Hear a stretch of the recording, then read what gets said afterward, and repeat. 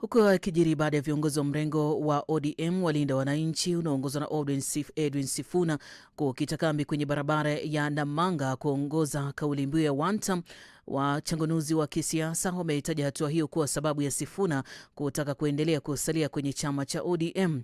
Akizungumza na Radio 47, mchanganuzi wa masuala ya maendeleo na utawala Innocent Kipkemboi anasema uwezekano wa kuundwa kwa ushirikiano kati ya muungano wa upinzani na mrengo wa waasi ndani ya chama cha ODM upo zaidi na unahusishwa na Seneta Sifuna anayeongoza kundi la Linda Mwananchi.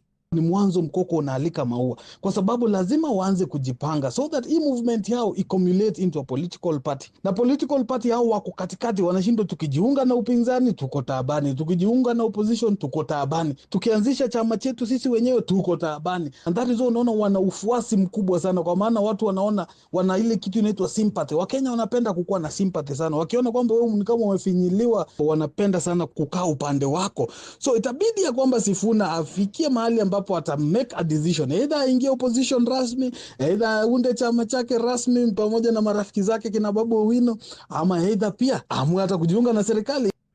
Kuhusu mgawanyiko ndani ya chama cha ODM kuchukua mkondo mpya, huku tuhuma nzito zikielekezwa kwa Rais William Ruto na Rais mstaafu Uhuru Kenyatta kwa kuingilia masuala ya ndani ya chama hicho, Kipkemboi anasema huenda wanahusika. Pia anasema kuna uzito katika kauli ya mwenyekiti wa ODM Gladys Wanga kudai kuwa Uhuru Kenyatta hafurahii chama hicho kuendeleza ushirikiano wake na UDA. Labda wote wanahusika hapa ndani. Kwa sababu gani? Wana zile tunaita their own interests za kibiashara, za kimikakati, za kimsingi ambazo nyingi wanataka kwamba hiyo interests zao za kibiashara zikuwe protected.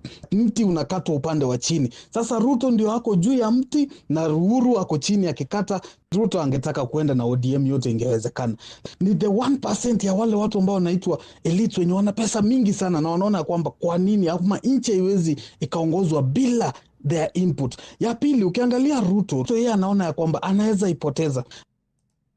Mvutano huo umeongezeka kufuatia kuondolewa kwa katibu mkuu Edwin Sifuna na baraza kuu la kitaifa NEC, hatua iliyosababisha makundi mawili ya Linda Mwananchi na jingine la Linda Ground kuvutana hadharani kuhusu mustakabali wa chama kuelekea uchaguzi wa mwaka 2027.